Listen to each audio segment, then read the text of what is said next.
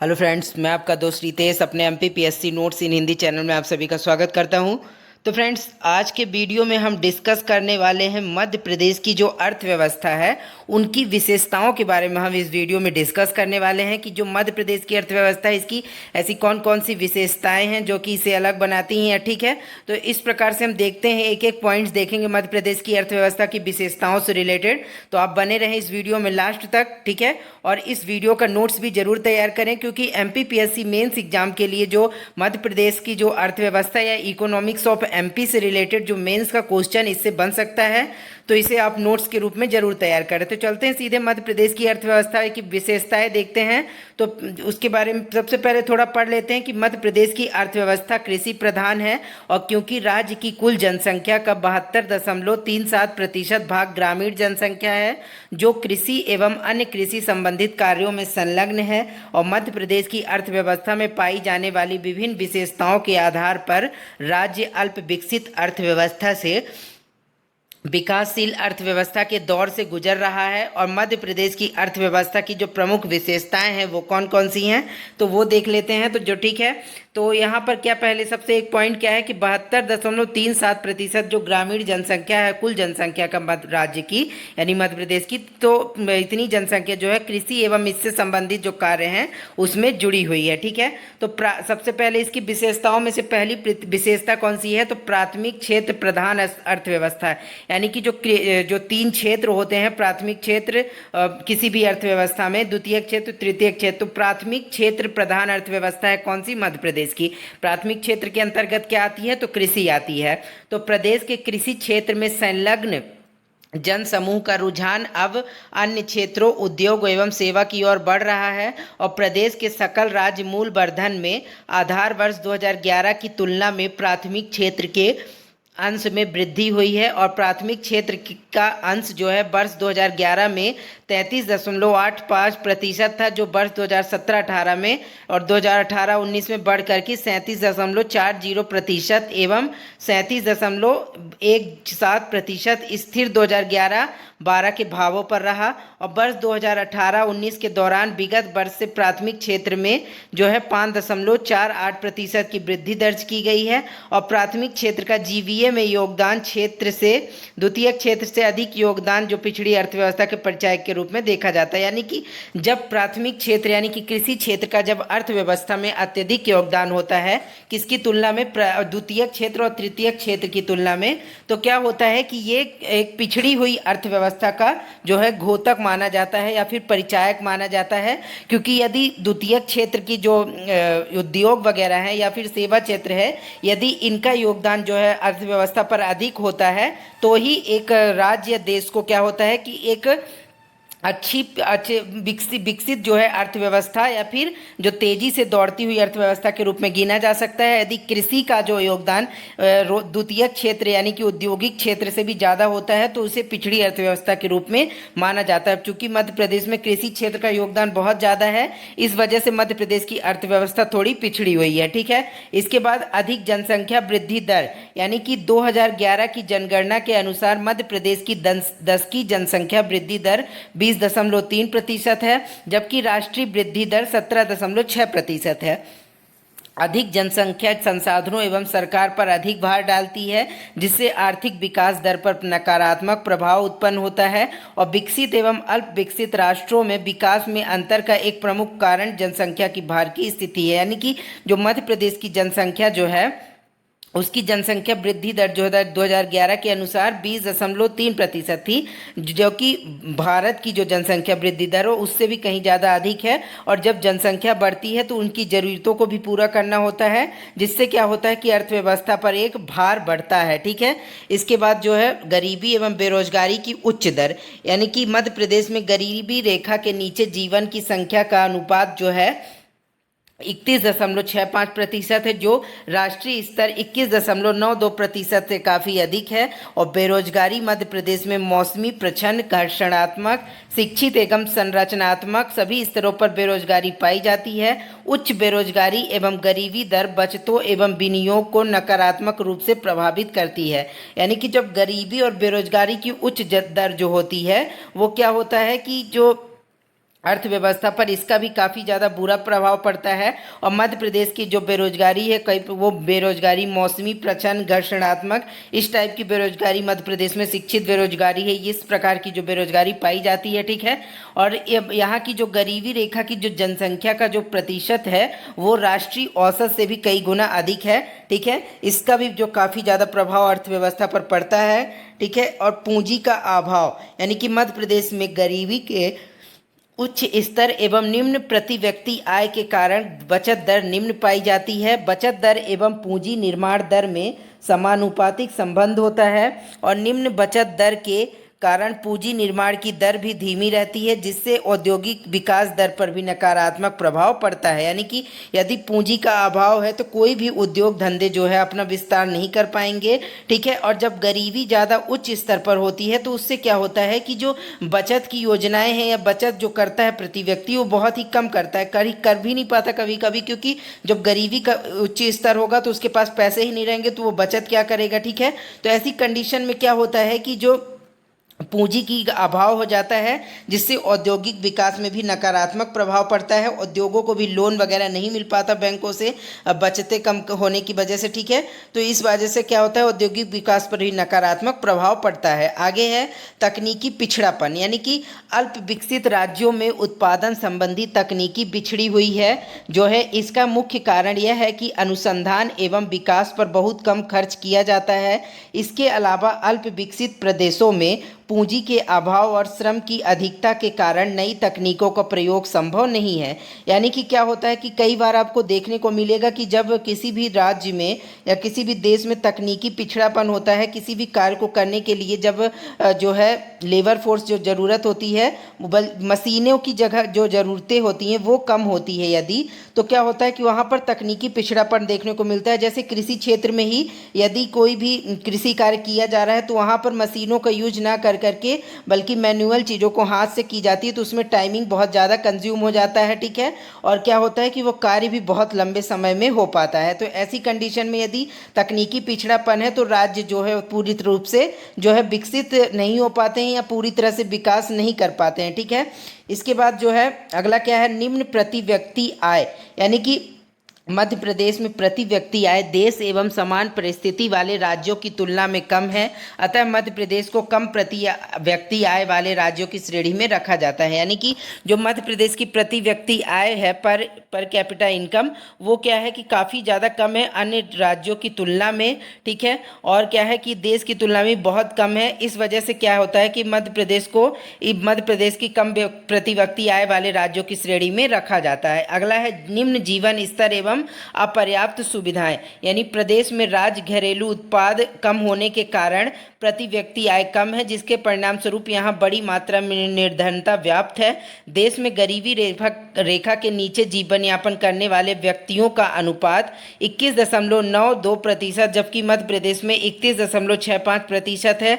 देश में उत्तर प्रदेश एवं बिहार राज्यों को छोड़कर मध्य प्रदेश में सर्वाधिक लोग गरीबी रेखा के नीचे हैं, जिनकी संख्या 2.34 करोड़ है।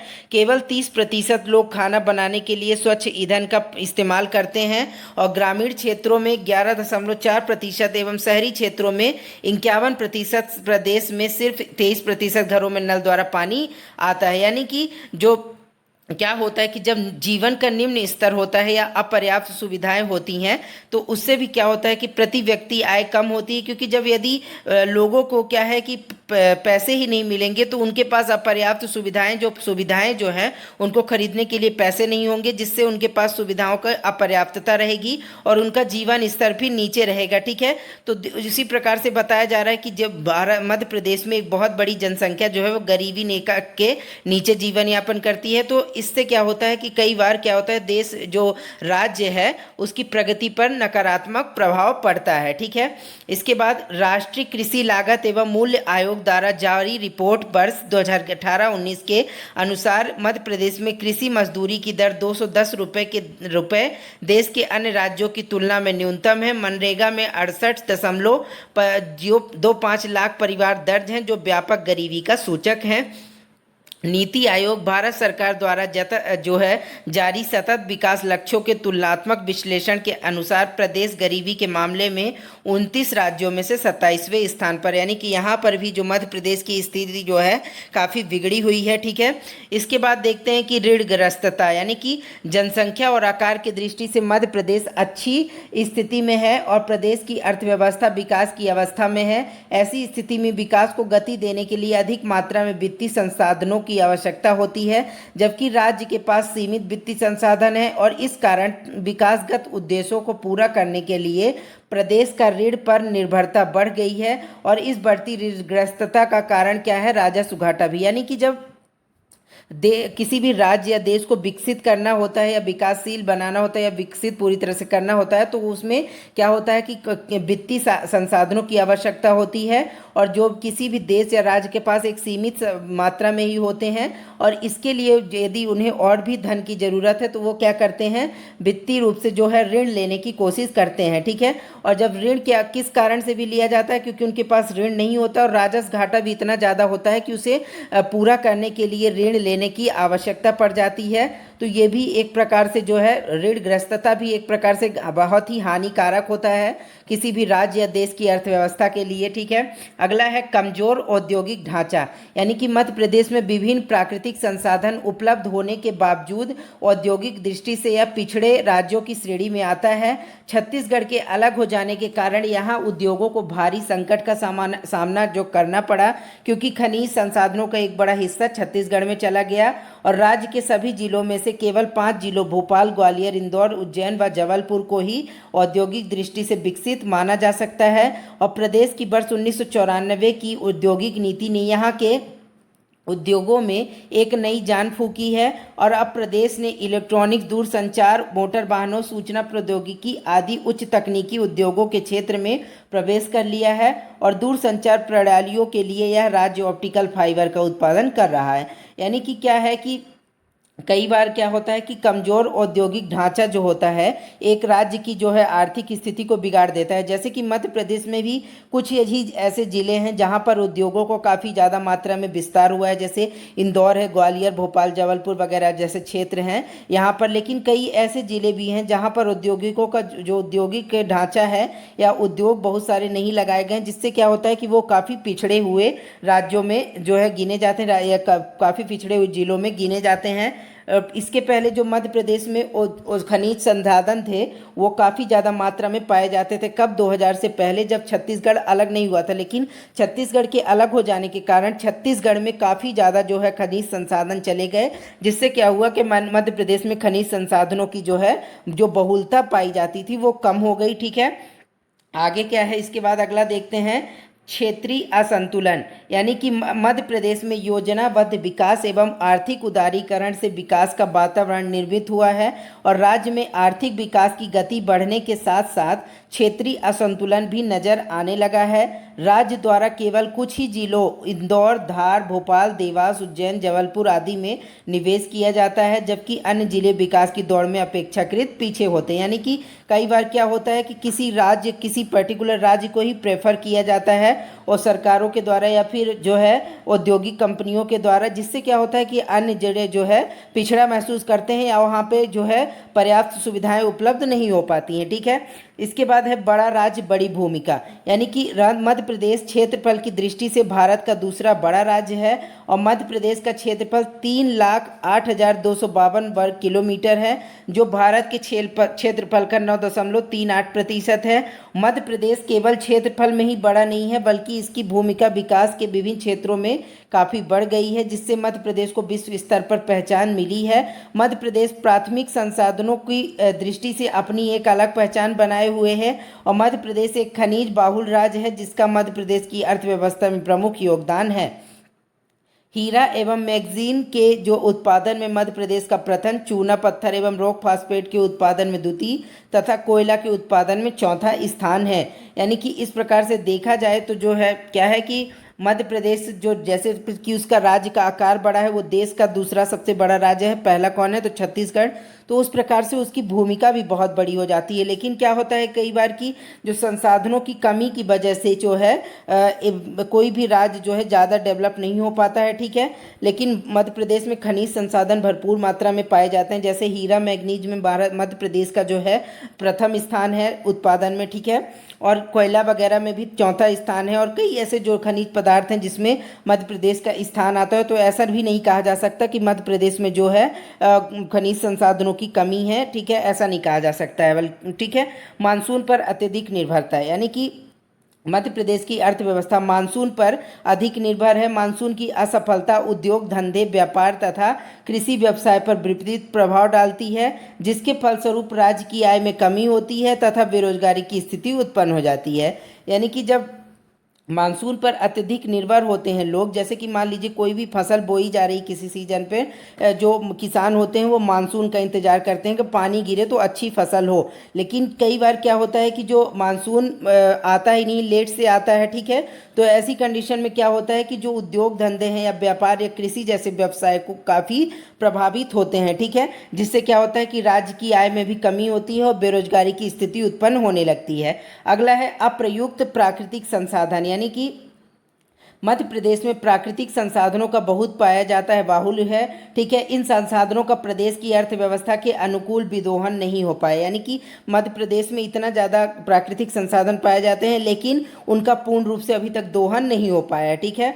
अब इसके बाद देखते हैं यहाँ पे थोड़ा डिटेल क्या है कि उपरोक्त बिंदुओं के अलावा कृषि का पिछड़ापन, जनसंख्या का दबाव, शिक्षण एवं प्रशिक्षण सुविधाओं का अभाव आदि मध्य प्रदेश की अर्थव्यवस्था की अन्य विशेषताएं हैं। मध्य प्रदेश की अर्थव्यवस्था इन विशेषताओं के अध्ययन से स्पष्ट होता है कि मध्य प्रदेश एक अल्प विकसित राज्य है। अल्प विकसित एवं पिछड़ेपन में आर्थिक, सामाजिक एवं राजनीतिक कारणों का सम्मिलित दुष्प्रभाव पड़ा है और अर्थव्यवस्था का तीव्र विकास करने के लिए इन सभी कारणों को दूर करना होगा और औद्योगिकरण, कृषि विकास एवं परिवहन के साधनों को बढ़ाना होगा। प्रभावी एवं कुशल नियोजन से निर्धनता के कुचक्र को तोड़ना होगा और बेकारी एवं उत्कृष्ट उपभोग पर रोक लगानी होगी। जनसंख्या पर नियंत्रण करना होगा, रूढ़िवादी समाज की कुरीतियों को दूर करना होगा तथा उनमें चेतना एवं सहयोग की भावना जागृत करनी पड़ेगी, तभी प्रदेश पिछड़ेपन के घर से उठ सकेगा। तो निष्कर्ष जो लास्ट में क्या निकलता है कि विभिन्न प्रकार की जो चुनौतियां हैं, ठीक है, उन सभी को दूर करने के बाद ही जो है प्रदेश को पिछड़ेपन के जो गर्त है उसे ऊंचाइयों की ओर लाया जा सकता है, पिछड़ेपन से दूर हटाकर के एक विकसित राज्य के रूप में स्थापित किया जा सकता है, ठीक है। तो इस प्रकार से आज हमने देखा कि जो मध्य प्रदेश की अर्थव्यवस्था है उसकी विशेषताएं क्या क्या हैं। तो ये वीडियो आपको काफ़ी हेल्पफुल होगा एमपीपीएससी मेंस के एग्जाम के लिए, ठीक है। तो फ्रेंड्स आज के वीडियो में इतना ही। इसके बाद हम नेक्स्ट वीडियो में नए टॉपिक के साथ मिलेंगे। तो इसी तरह से नए नए वीडियोस के नोटिफिकेशन के लिए आप एमपीपीएससी नोट्स इन हिंदी चैनल को सब्सक्राइब कर लें ताकि आने वाले सभी वीडियोस के नोटिफिकेशन आपको कंटिन्यू मिलते रहें। ओके फ्रेंड्स, आज के लिए इतना ही, बाय बाय।